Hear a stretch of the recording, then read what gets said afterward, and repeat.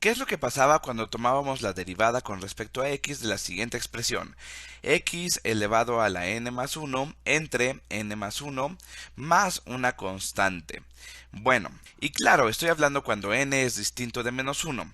Entonces lo voy a poner aquí. N es distinto de menos 1, porque si fuera menos 1 aquí tendríamos menos 1 más 1, que es 0, y esto estaría indefinido. No podemos dividir entre 0.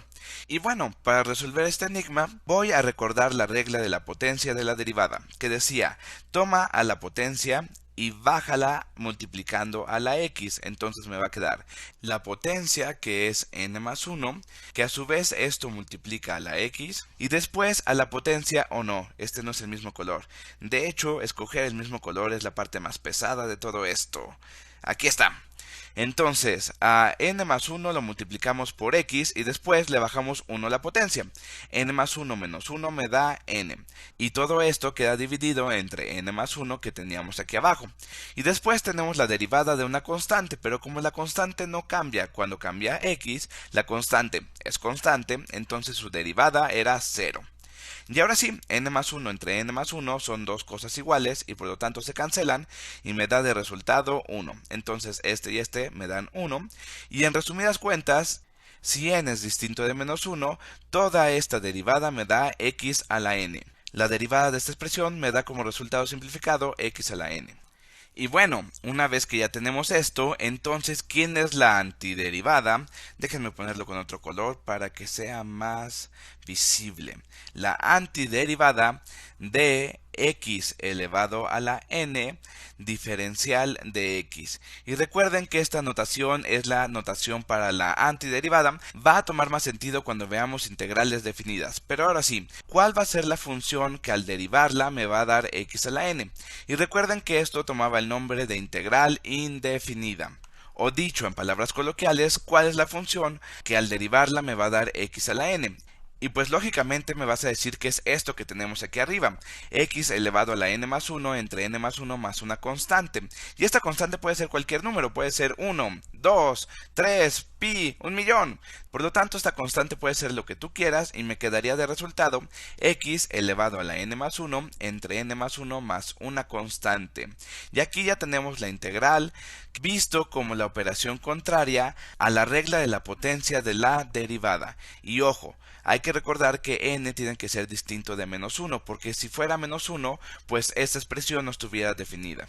Recuerden que no podemos dividir entre 0. Por eso hay que especificar que n tiene que ser distinto a menos 1. Y bueno, pues vamos a estrenar esta nueva fórmula que acabamos de obtener. Es decir, vamos a hacer algunos problemas que tengan que ver con la antiderivada de la regla de la potencia para la derivada. Y el primer ejercicio que me voy a tomar es este de verde, que dice la integral de 5x dx. Y bueno, lo único que hay que hacer es darnos cuenta que n en este caso vale 5.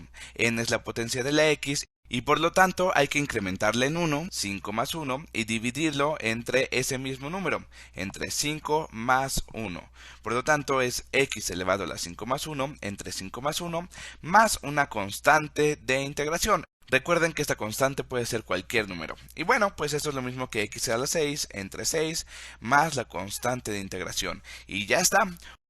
Obtuvimos el resultado del primer ejercicio de este tipo de integrales y ustedes pueden derivar x a la 6 entre 6 más una constante y van a ver que van a obtener x a la 5. Ahora otro ejercicio que parezca ser un poco más difícil. Tengo la integral de 5 por x elevado a la menos 2 diferencial de x. Y bueno, lo primero que voy a hacer es sacar la constante. Yo sé que esto no lo he probado rigurosamente, sin embargo, en la derivada pasaba lo mismo. Las constantes las podíamos sacar afuera de la derivada y pues en la integral también pasa lo mismo. La constante va a salir y me queda 5 veces la integral de x elevado a la menos 2 diferencial de x. 5 que multiplica a la integral de x elevado a la menos 2 de x. Y ahora voy a utilizar esta fórmula que estamos usando, es decir, 5 veces, y a la expresión x elevado a la menos 2 hay que sumarle 1 al exponente, es decir, menos 2 más 1, y dividirlo entre menos 2 más 1 y sumarle la constante de integración, más una constante de integración. Y ahora vamos a simplificarlo. Me queda 5 que multiplica a x a la menos 2 más 1, que es menos 1.